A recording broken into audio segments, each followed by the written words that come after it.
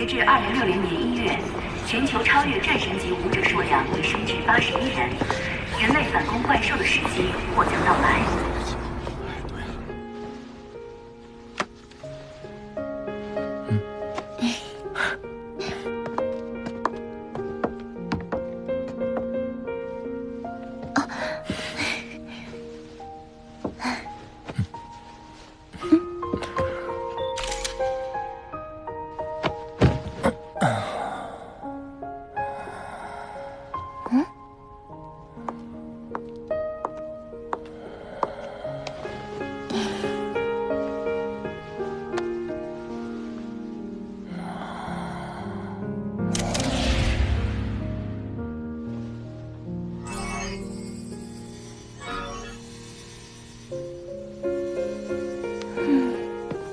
老婆，这是从古文明遗迹里发现的项链，叫永恒之链，希望它能一直守护你的平安。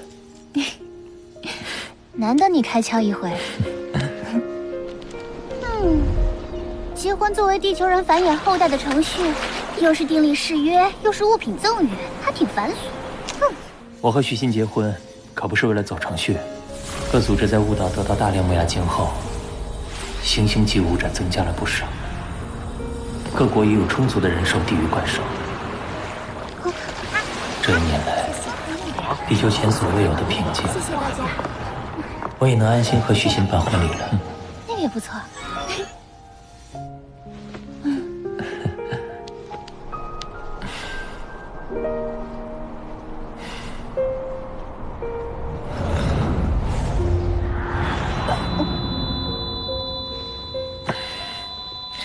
小司令，罗少将，有场很重要的会议，第一元老叮嘱我们必须出席，你赶紧进入战神宫。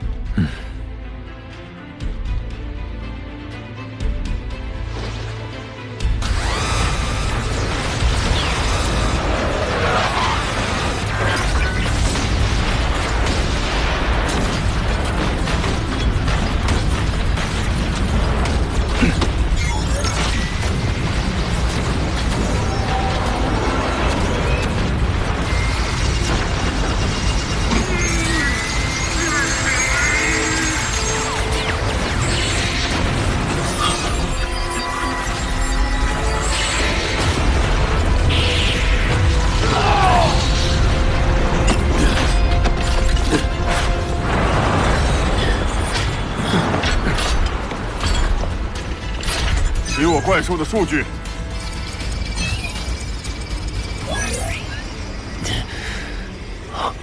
第3元老，欧罗巴舰队已与亚美利加舰队完成会合，请随时下达指示。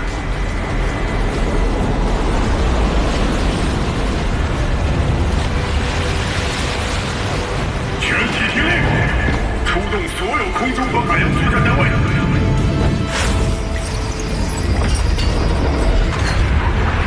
对港口的怪兽进行击杀！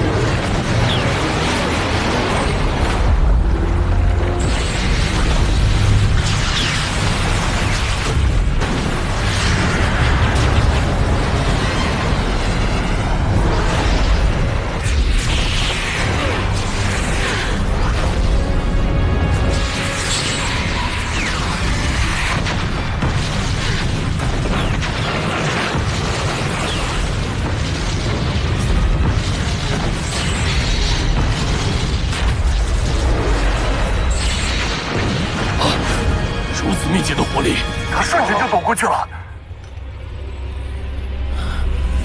开塔，继续加强搜索。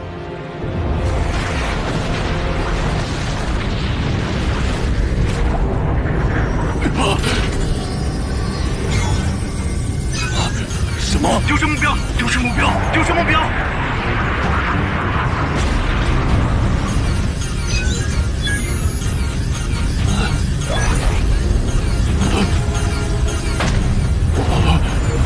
下降！下降！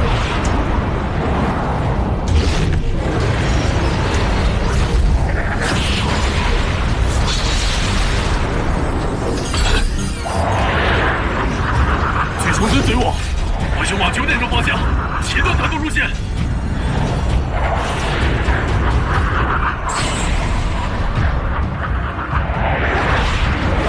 锁定目标，你锁定，你锁定，你锁定，你锁定。激光炮准备。虽然他的行动极快，但编队配备的激光炮拥有超高射速，在火力覆盖之下，他不可能避开所有攻击。发射！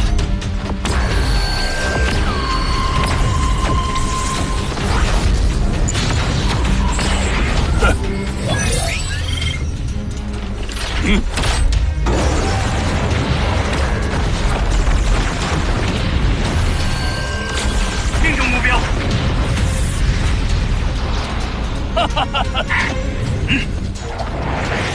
近距离观察，确认目标是否摧毁。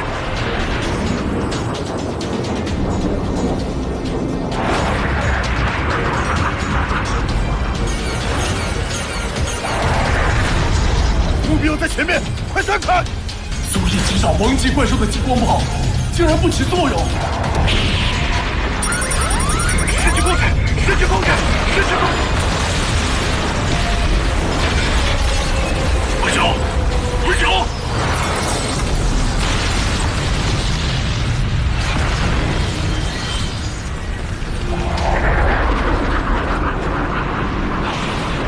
第3元老，攻击无效，请指示。将基地激光炮全部调到最大功率，准备再次打击。是。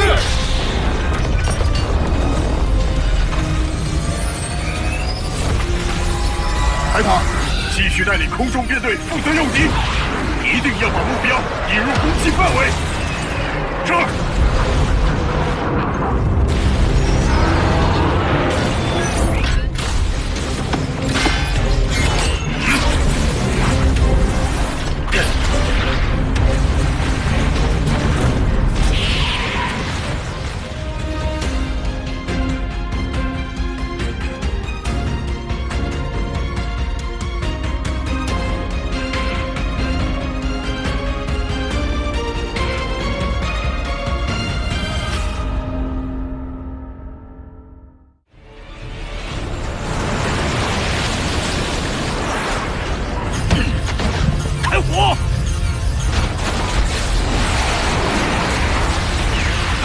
他的移动速度太过惊人，导弹和激光炮都很难锁定和持续攻击，必须让他慢下来。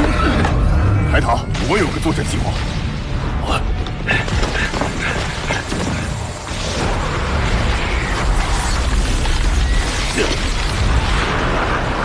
海塔，掩护我！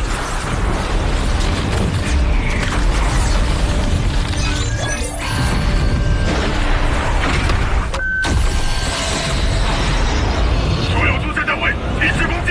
等我命令。这个怪兽太过庞大，暂时没有发现。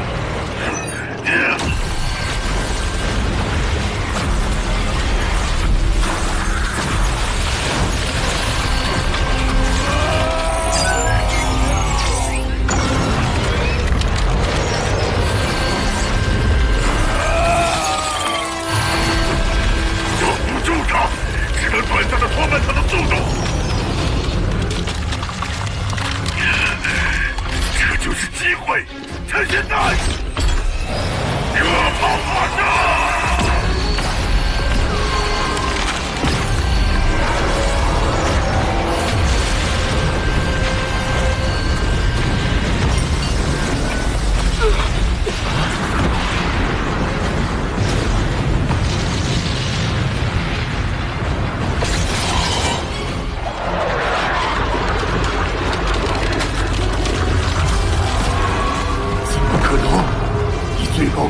收所有激光炮攻击，即便是兽皇都可能会受伤。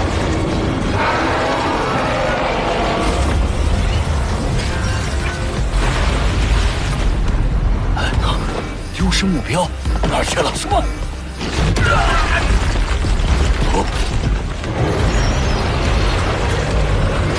快，保护激光炮！开火！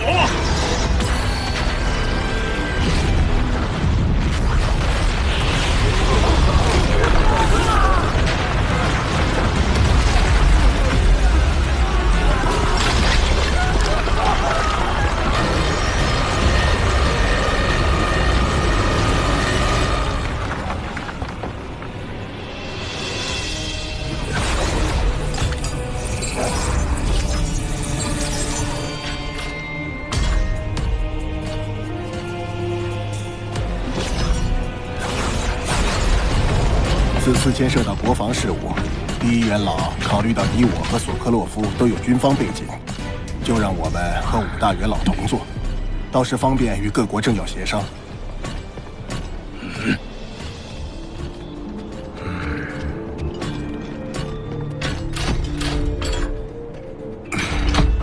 这位应该就是第五元老阿特金，据说他是实力仅次于伊斯特的欧罗巴第二强者，但行事低调，平日极少现身。这次他出席，看来情况很紧急了。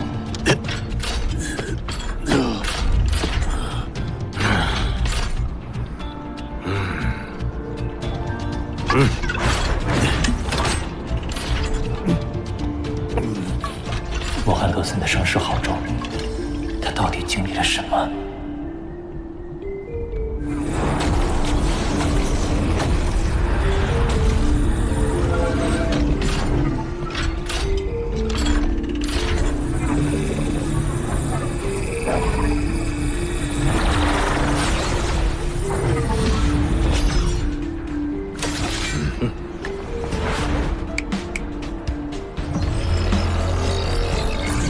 各位，刚从亚美利加传来消息，那里遭遇了前所未有的灾难，预计在不久之后，灾难会席卷全球。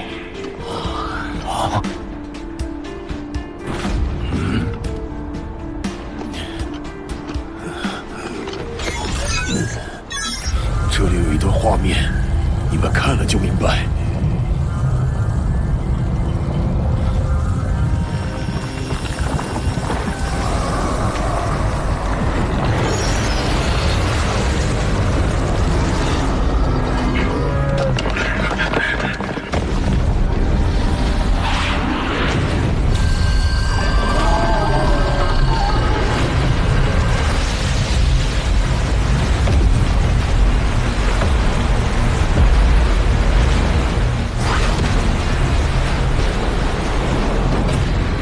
那头怪兽有特殊的吞噬能力，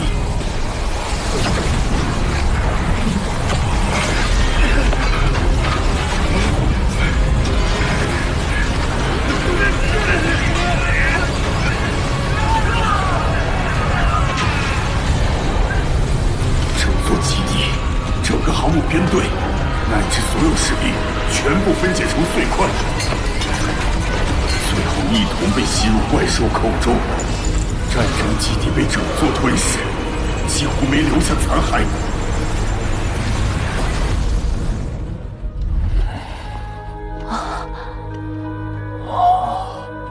除了我以外，联合编队的伊森长老、高级战神凯塔，还有12名战神级和50089名士兵，他们为了抵抗怪兽，战至最后一刻。已经全部牺牲，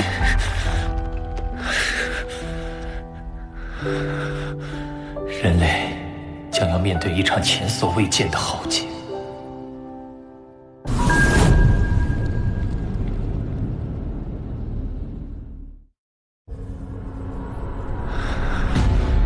人类将要面对一场前所未见的浩劫。是五大国那边的连线请求。五大国正在进行联合会议。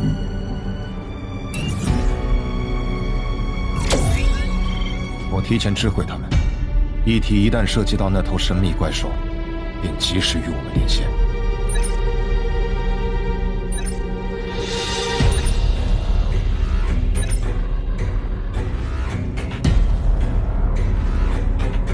总统先生，我们已经浏览过那则基地遇袭的视频，现在亚美利加本土情况如何？海域怪兽在他的带领下不断向内陆侵袭，甚至有其他怪兽带队分头进攻。到现在，共有4座战争基地被毁，超过21万士兵丧生。是一直蛰伏在海里的那2头兽皇。要是他们也参与进来，情况就更危急了。我们得尽快搜集情报，以便想出对策。不知各位是否知道它的来历？根据韩夏所掌握的资料，有一种宇宙生命的特征和这头怪兽吻合。我国经过慎重考虑，决定解封最高机密文件——玄机7号档案。李司令，由你来讲解一下。我们韩夏军方为掌握海域怪兽动向，长期进行海洋侦测，期间也曾发现过古文明遗迹，其中2号古文明遗迹就有记载部分宇宙生命的信息。该遗迹中的信息显示，有种怪兽数量极少，但只要成年就能成为宇宙级。这种怪兽叫做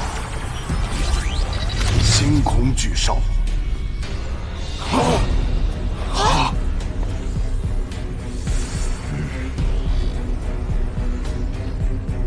星空巨兽，以前从未听过。星空巨兽，什么星空巨兽？星空巨兽有不同的类别，它能吞下战争基地，应该就是其中的吞噬类。吞噬类？这个类别具有吞噬万物的能力。那这头星空巨兽实力大概多少？有没有宇宙级啊？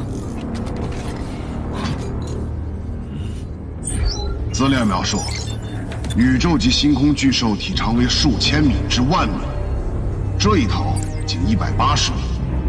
据我方估计，是行星级8到9阶，或者是恒星级。这或许是地球人类第一次遭遇恒星级的对手。恒星级是什么？什么恒星级？恒星级？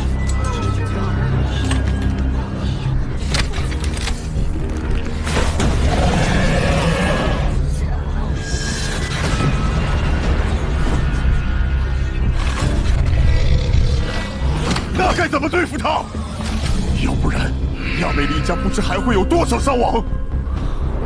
战神宫智能系统对该怪兽的战斗数据进行搜集和整理。这么快？红哥，他的速度是我们的2到3倍了吧？我作为行星级3阶的精神陨石，就算有动天速，飞行速度也刚超过5000米每秒。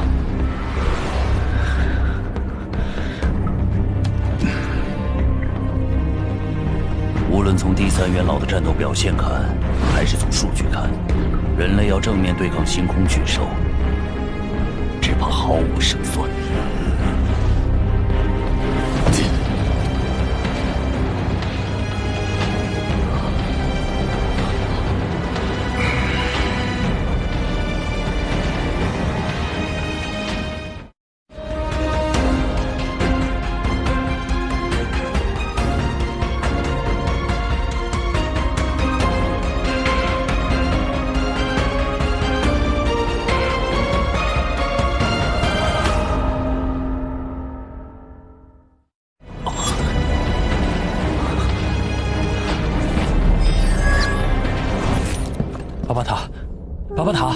巴巴塔，你认不认得屏幕上出现的怪兽？老天，你们是上哪弄来的视频？就是地球上的。它出现在地球？这怎么可能？主人闯荡宇宙6000多万年，也只碰到过3头星空巨兽，且没有一头是这样的高等血统。高等血统？巴巴塔，你说清楚。分氏类的星空巨兽有2大巅峰血统，一种是圆心巨兽，一种是金角巨兽，而这个就是这2种当中更加凶残、名气更大的金角巨兽。它的现身，就意味着地球已经被宣判死刑。宣判死刑？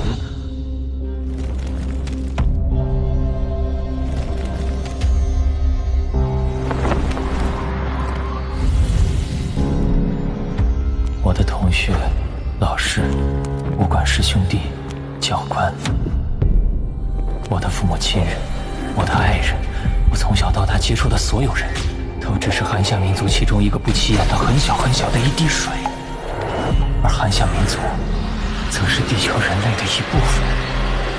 现在完了，不，一定要杀了他，他一定得死。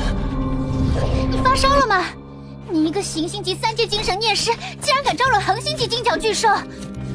你是有陨没一脉传承，可金角巨兽的背景也很大，他血统高贵，实力强大，想杀他，简直就是做梦。我们没必要跟他硬拼的，就算危险，到时候让你躲进陨没星号飞船内，飞船一关，他就算再厉害也破坏不了。而且以陨没星号惊人的重量，也不是他能吞下的。不，别傻了，大不了让你亲人也进入陨没星号飞船吗？怎么，巴巴塔？难道我们像个缩头乌龟躲起来，躲过这场劫难，然后走出来一看，整个地球人类灭亡了，我爸妈认识的那些工友邻居全都死光了，只剩下我们一家人，有意思吗？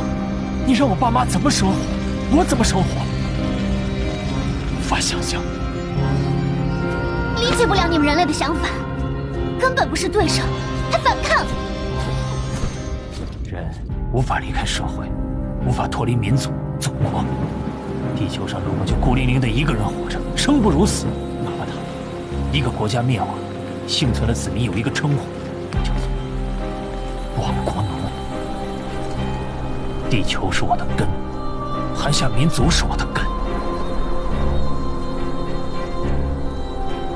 而我也是其中的一片叶子。根如果死了，叶子还能活。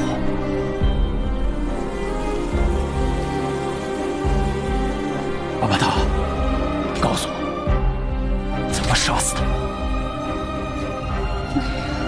没可能的。巴巴塔，你都能改造飞船，难道还不能制造厉害的武器将它击杀吗？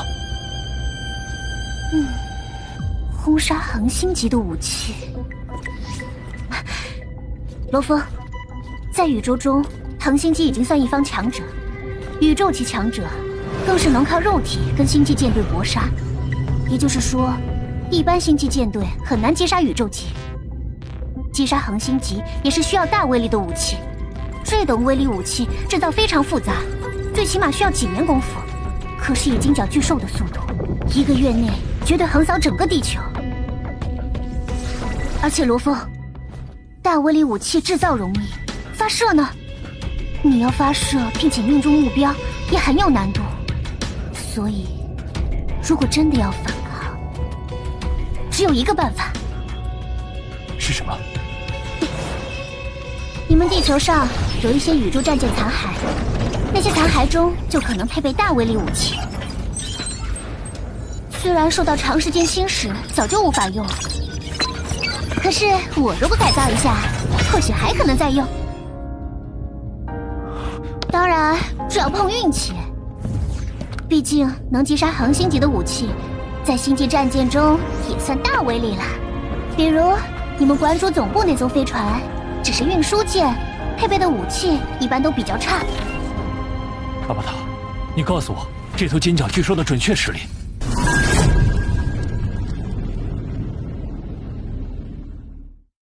知己知彼，才能百战不殆。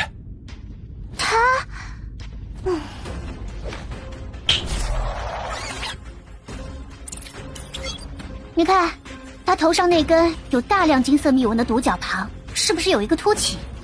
对，金角巨兽实力很好辨认，因为它在不同阶段有不同特征。幼体期额头只有一个独角，成长期额头开始生长第2个尖角，青年期额头开始生长第3个尖角，壮年期长出第4个尖角，巅峰期长出第5个尖角。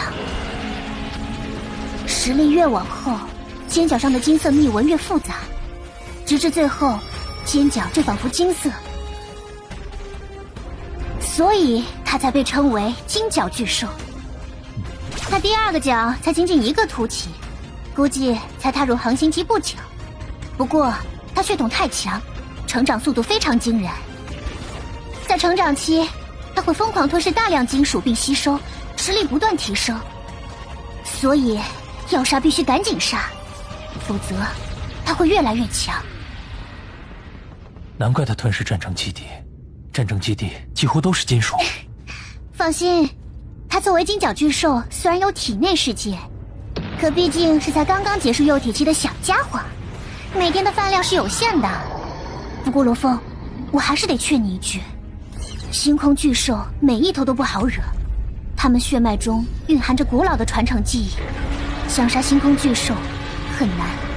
想杀星空巨兽中排名都非常靠前的金角巨兽，更是难上加难。主人曾听说，宇宙中有一位不朽碰到界主级金角巨兽，欲要击杀。按理说，不朽强者杀界主太容易了，可是那金角巨兽虽然斗不过，但还是逃掉了。这种数量无比稀少的最巅峰血统，或许你能战胜它，但要击杀它很难。不试试怎么知道？他想要毁灭地球，那必须先踏过我们所有武者的尸体。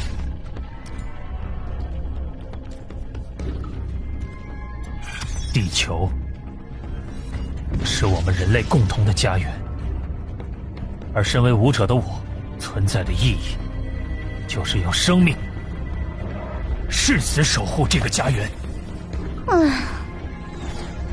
你这个死脑筋，可惜雨墨星号上没有武器，不然以雨墨星号的强度，只要加速到惊人速度，加上它锋利无比的边缘，一个撞击就是一颗星球也能切割，杀恒星级跟切菜一样。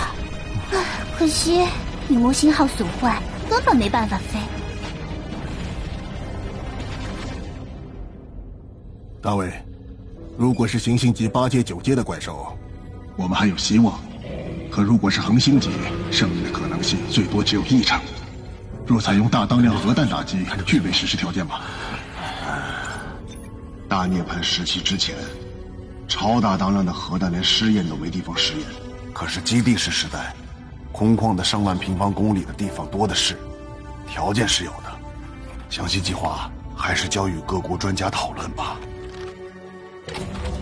司令，我是在想，如果失败，你是说民族传承计划？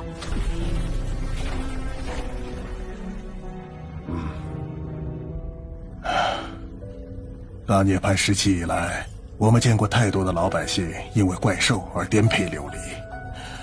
如今好不容易才能在基地室中获得片刻安宁，没想到末日就这么来了。相信各国都一样，传承计划先暗中开始吧。如果我们地球人类真的反抗不了，再大规模启动。详细情况离开虚拟空间再谈。或许情况没那么糟。大家是地球的一员，没有一个愿意放弃。红哥，你有把握吗？没把握。不过，就算没把握，到了最后关头我也得上。我已升至行星级7阶，配合领域已经行星级内无敌，再配合吃木鸦精快速成长的魔云桃，就算跟恒星级1阶生死一战，也未尝没有希望。最大的麻烦是不知道这一头星空巨兽的实力。各位，从我们亚美利加刚刚发送过来一段关于星空巨兽的视频。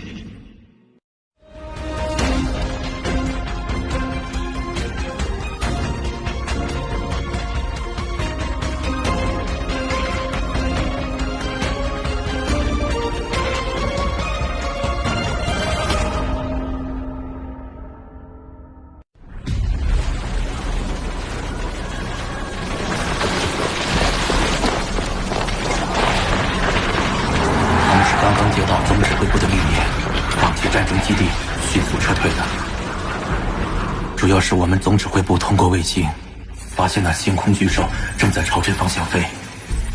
可是星空巨兽太快，军队还没完全撤退结束。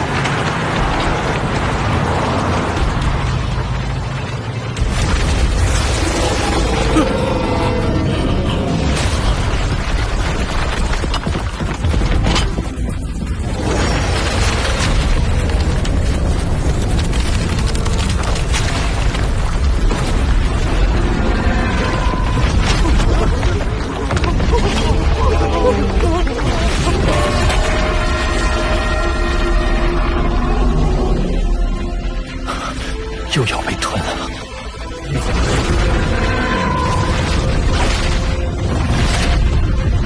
快上车！快快！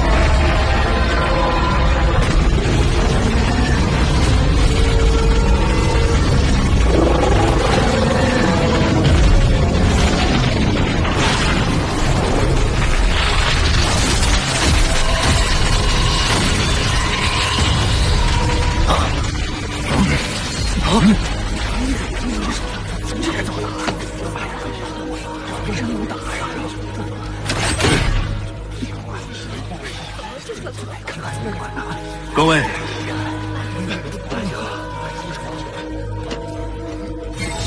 这一段视频，我们发现2点：一，他这次没有吞噬战争基地，而是毁掉；二，他有远程攻击手段。混蛋！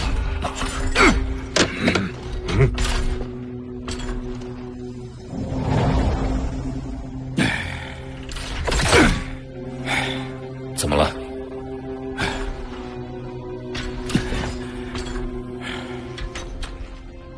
我们之前一直在商议，使用超大当量的氢弹在这星空巨兽身体表面或者嘴里爆炸。之前我们最不放心的是它的吞噬能力，一旦吞噬，是否会对电子讯号形成干扰？不过这个难题，我们差不多能解决。现在我们发现最大的问题是它有远程攻击。以它不可思议的防御能力，超大当量的氢弹，只要距离它超过50米爆炸，恐怕都破不了它的鳞甲。各位，氢弹一旦爆炸，其瞬间产生的超高温和扩散出的冲击波以及核辐射，都是普通民众所无法承受的。但对于星空巨兽这样的怪物，恐怕未必能达到致命效果。核辐射，连各位超越战神都不怕核辐射，更别说这星空巨兽了。所以，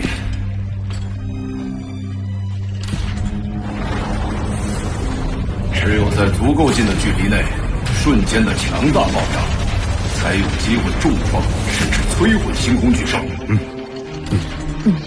超大当量的氢弹一旦爆炸，那瞬间爆炸的超高温就超2000万度。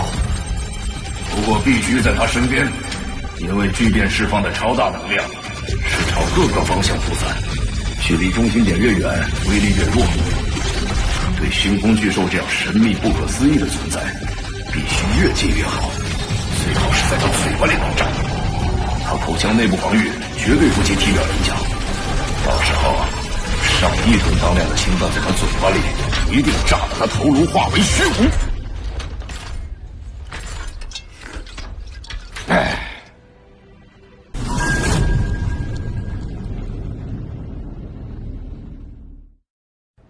上亿吨当量的氢弹，不信炸不死。各位，现在最大的麻烦是，如果我们运送氢弹的战机飞过去，被这星空巨兽直接一道金光在1000米外就毁掉了，怎么办？在1000米外，就算成功引爆，恐怕连行星级强者都杀不死啊！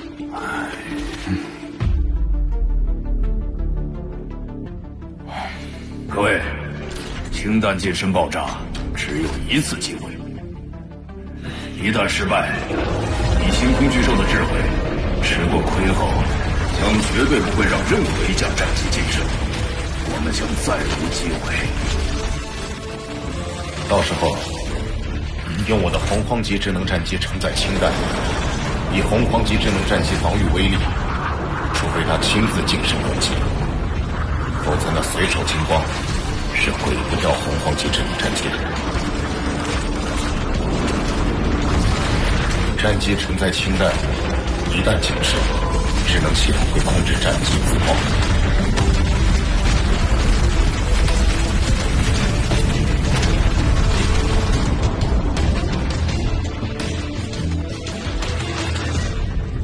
谢谢，洪荒级智能战机，地球上唯一能硬撞兽皇的最强战机，其防御力比第一元老本身防御还强，绝对是人类从古文明遗迹中最大的收获之一。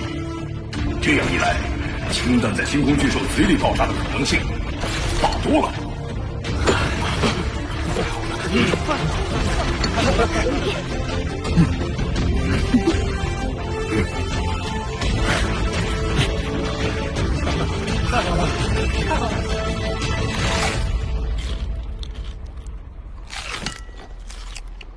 上亿吨当量的氢弹在嘴巴里炸，想得很美，可是这么容易死，就不是金角巨兽了。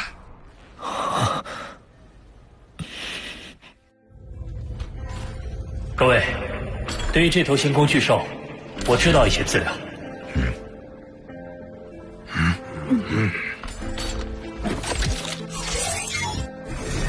根据我获得的资料，这头星空巨兽本名为金角巨兽。它一旦发动吞噬，周围空间会扭曲，与外界割离。这种情况下，远程控制战机内氢弹引爆是不可能的。此外，这头金角巨兽的实力的确是很先进。唯一的好消息是，它的吞噬能力有限，并非无底洞，所以刚才他对战争基地采取的是毁坏，而不是吞噬。罗长老，你的资料可靠吗？可靠，这是我在古文明遗迹内获取的珍贵资料。我们唯一的依靠只有上帝了。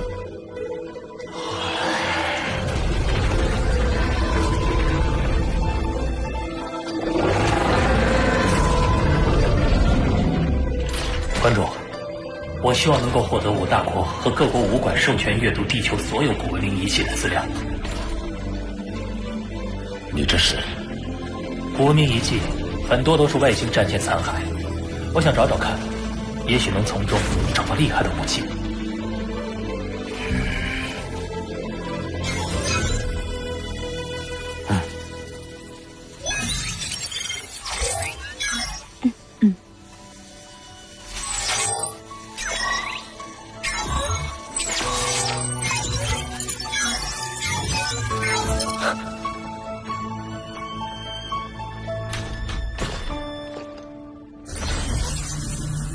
这是一场浩劫，但所有人都在拼尽全力。人类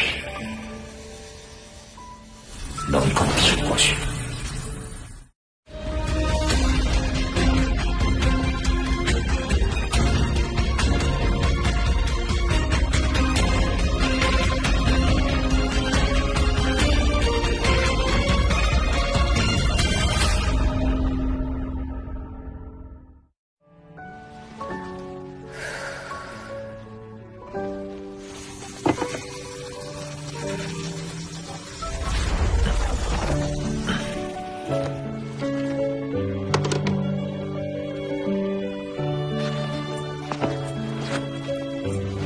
罗峰，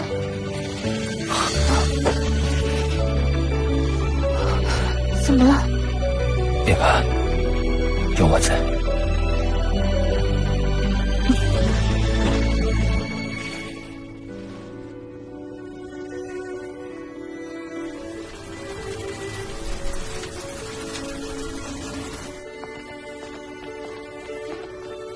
爸妈，你们所有人都待在家里，如果有什么危险，就进入楼上的中立室，那里非常结实。哥，怎么了？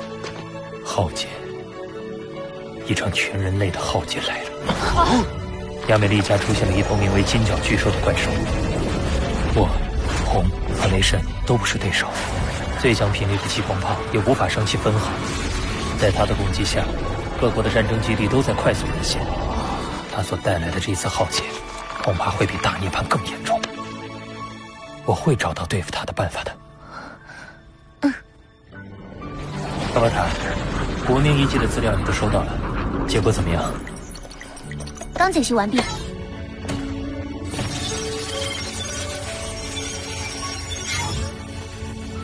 1号古文明遗迹位于百慕大海底深处，是一座高达1200米的银白色金字塔。这座遗迹极度危险，任何材料、高手一旦跨进入口，都会直接毁掉。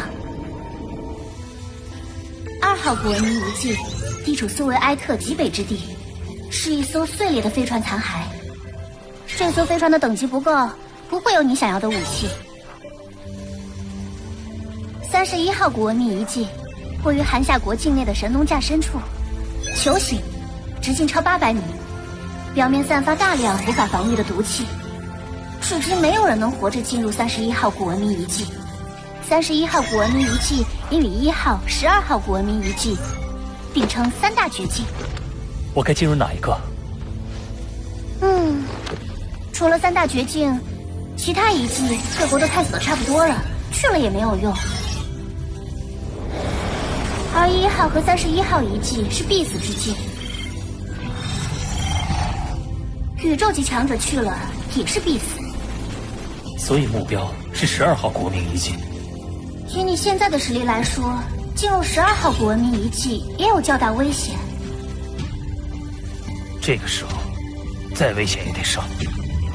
我不想因为遗憾而后悔。如果我现在不拼一把，就只能看着同胞死亡、民族灭亡、地球毁灭。为了不后悔，我必须燃尽最后一滴血，哪怕是死，也值得。主人说过，不管是恶人、善人，还是邪异之人，真正的强者肯定都有一颗坚定的心。罗峰就是这样的人。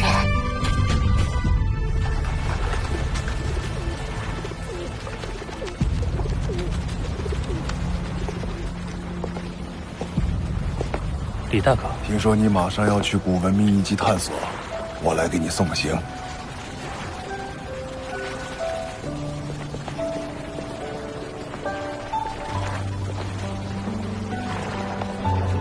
吃饭去，走走走吧。哎呀，吃那个行，我馋着很久了。大家还不知道浩劫的到来，因为明天的太阳会照常升起。五大国已经秘密开始人类传承计划了，他们对战争持悲观态度。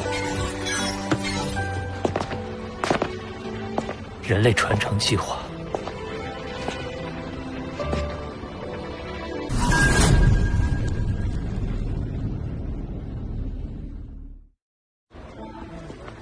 兄弟，吃饭去，走走走吧。干啥呀？吃那个大家还不知道浩劫的到来，因为明天的太阳会照常升起。五大国已经秘密开始人类传承计划了，他们对战争持悲观态度。人类传承计划，各国实施军管、粮食限量供应、修建庇护所、建造太空船等等，为的是确保人类的火种能延续下去。我不想看到人类的未来是卑微的苟活。这样的传承计划，我不是第一次经历了。上一次是大涅槃。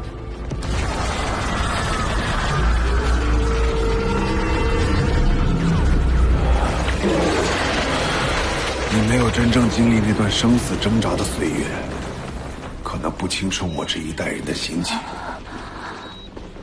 RR 病毒爆发，漫长的噩梦开始了。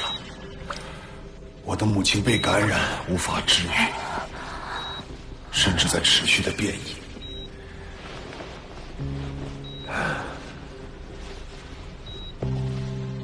她在异常痛苦之下提出安乐死。啊！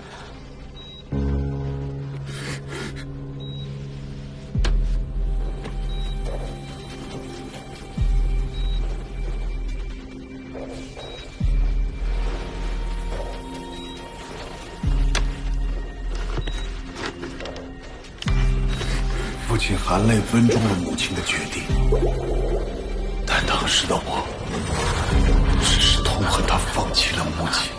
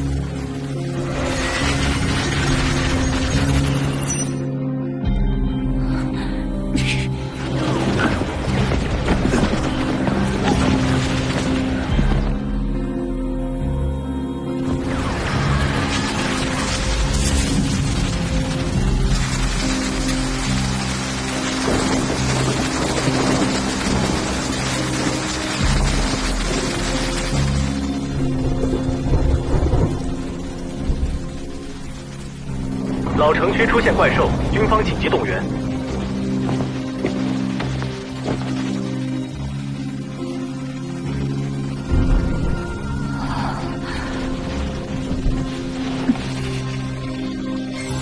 兽潮来袭，军方决定实施核打击。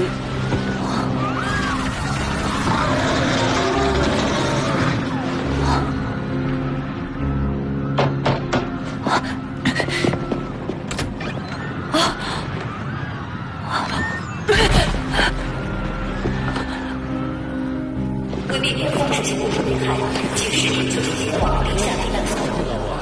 避难所使用名额将由抽签方式决定，请各位市民妥善保管好自己的抽签结果。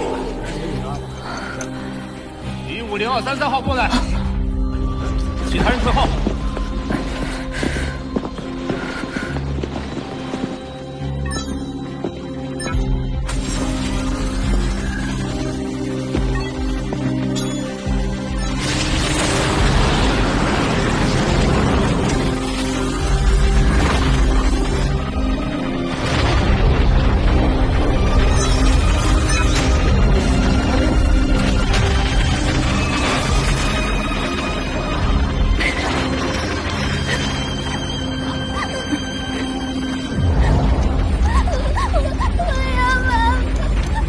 看着这一车厢的孩子，我想他们的标牌，或许也是一则则关于爱与牺牲的故事。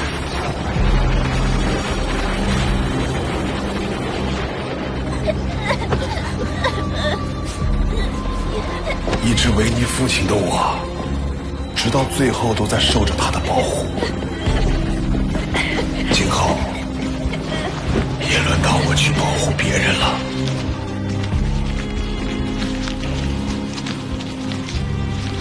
你来报名，父母知道吗？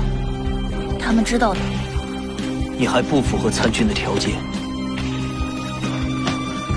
保护人类生存的权利，是每一个人的责任。只要身为人类，就符合条件。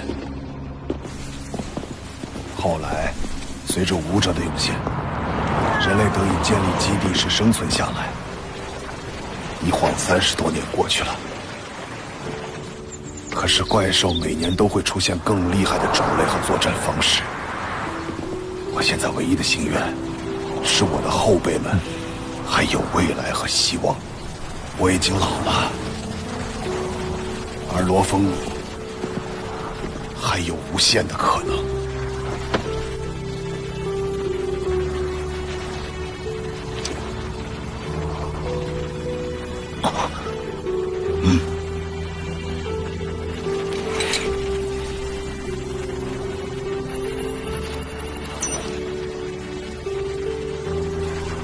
集结命令下达了，我要赶赴前线了。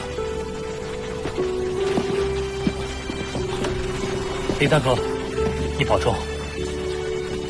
军方是韩夏国的第一道防线，我会尽量拖住那头混账怪兽的。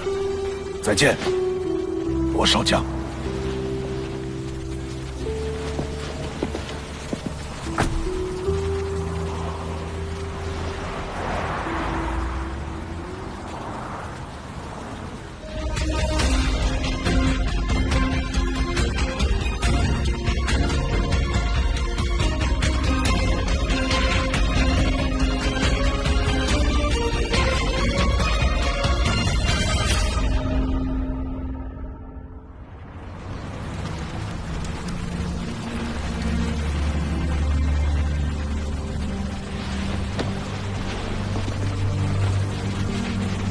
在地球和人类面临的这场浩劫，每个人都有自己的战场，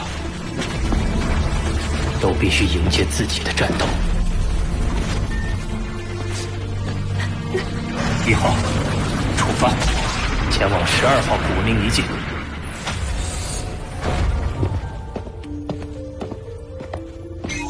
罗峰，关于金角巨兽的空间扭曲能力，我们商量出应对措施了。有办法了。金角巨兽发动吞噬有距离限制，那我们就在距离外引爆核弹。但这样就伤不到它了。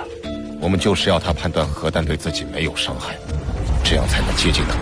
如果有足够数量的僚机携带原子弹，在它周围爆炸而没有伤到它，那我的洪荒级战机就有机会携带最大当量的氢弹接近它引爆。简单直接，有可能会奏效。眼下有一个急迫的问题，根据卫星检测，金角巨兽已经摧毁了亚美里加所有的战争基地，现正在欧罗巴大肆破坏。这么快？照它的速度来看，7天，只需7天，人类就会全部灭亡。所以，我不得不将氢弹攻击计划提前，今晚就实施。今晚？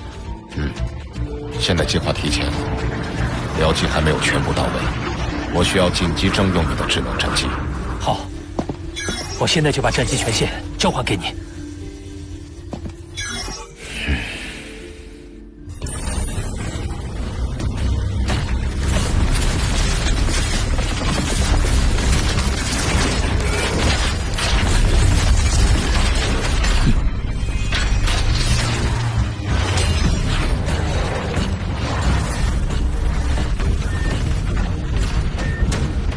去吧，1号。这是你最后的任务。能够成为地球防线的一员，我很荣幸。谢谢你，主人。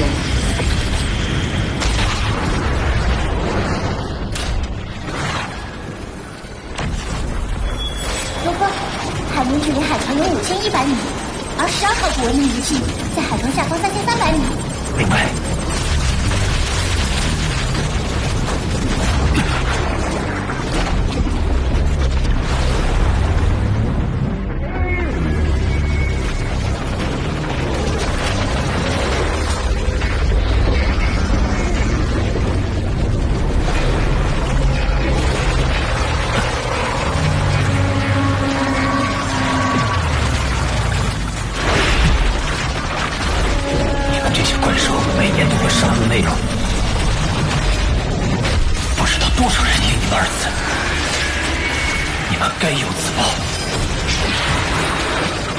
深度水下2500米，3000米，4000米。海床5000米深度的恐怖水压，就算是行星级武者也不能轻易承受。但我用魔音头幻化出的这套战甲，再叠加黑神套装，身体已经能承受这样的压力了。再往下3300米。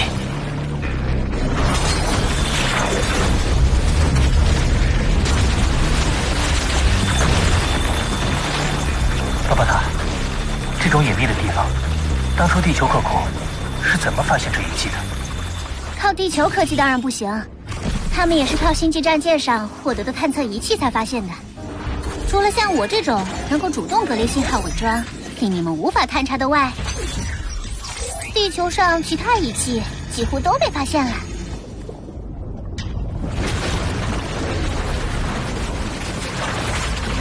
到了。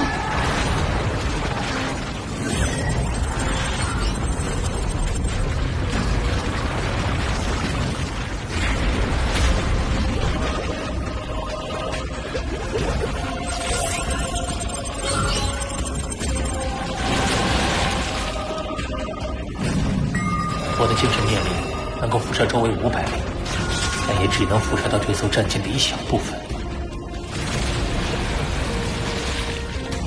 这艘战舰甚至比极限武馆总部还要大。罗峰，我们来对了，这是一艘星空舰队的母舰。氢弹打击计划开始了。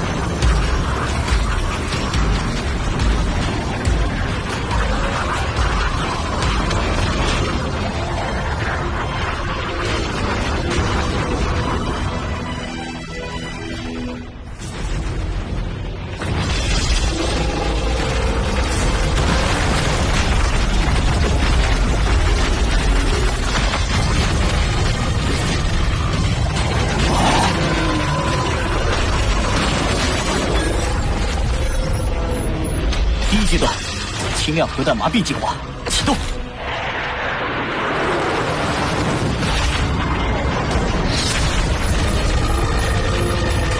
停下来了，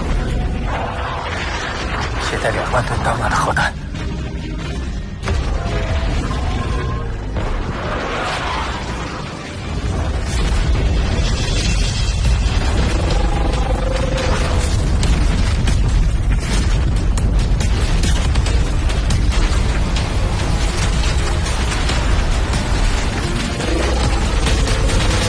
先遣战机了。